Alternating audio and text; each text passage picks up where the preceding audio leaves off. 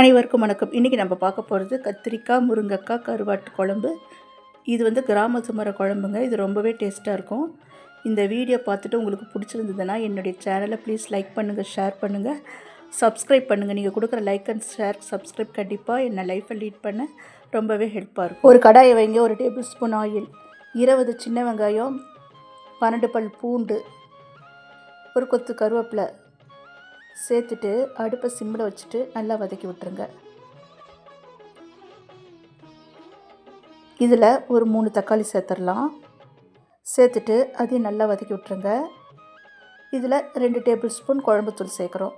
சேர்த்துட்டு அடுப்பை சிம்மில் வச்சுட்டு நல்லா வதக்கி விடுங்க. இந்த கருவாட்டு குழம்புக்கான மசாலா இதுதான். இதை தக்காளி நல்லா மூடி போட்டு சிம்மில் வச்சு தக்காளி குழையிற வரைக்கும் வேக வைங்க.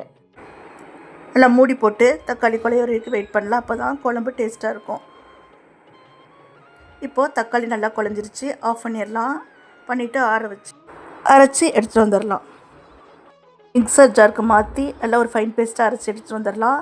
ஒரு மண் சட்டி வைங்க. தாராளமாக 3 டேபிள் ஸ்பூன் ஆயில் ஊற்றுங்க. 1 டீஸ்பூன் தாளிப்பு வடகம் சேர்த்துக்கோங்க. நல்லா வடகம் நல்லா பொரியட்டும். அரை பெரிய வெங்காயம், அரை தக்காளி, 2 பச்சை மிளகாய் கீறிட்டு சேர்த்துருக்கிறேன். சேர்த்துட்டு நல்லா வதக்கி விடுங்க.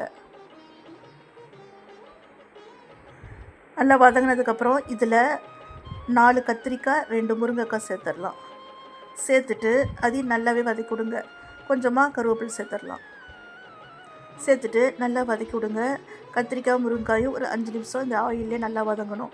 இதில் 1 டீஸ்பூன் மிளகாய்த்தூள், 1 டீஸ்பூன் மல்லித்தூள், 1/4 டீஸ்பூன் மஞ்சள் தூள் சேர்த்துட்டு நல்லா தண்ணி ஊற்றி நல்லா வேக வச்சிடலாங்க காய்களை. காய் பாதி வேகட்டும். நம்ம அரைச்சி வச்சுருந்த மசாலாவை இதில் சேர்த்துடலாம்.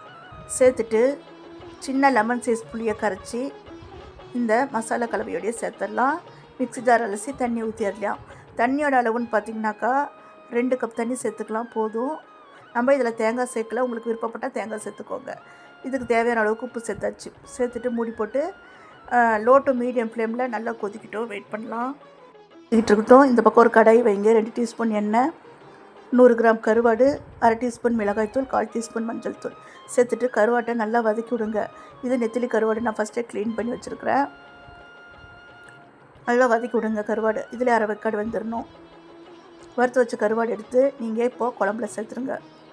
அடுப்பை மீடியம் ஃப்ளேமில் 5 நிமிஷம் வைங்க. கருவாடு வந்திருக்கும். எண்ணெய் தெளிஞ்சு வந்துருச்சு.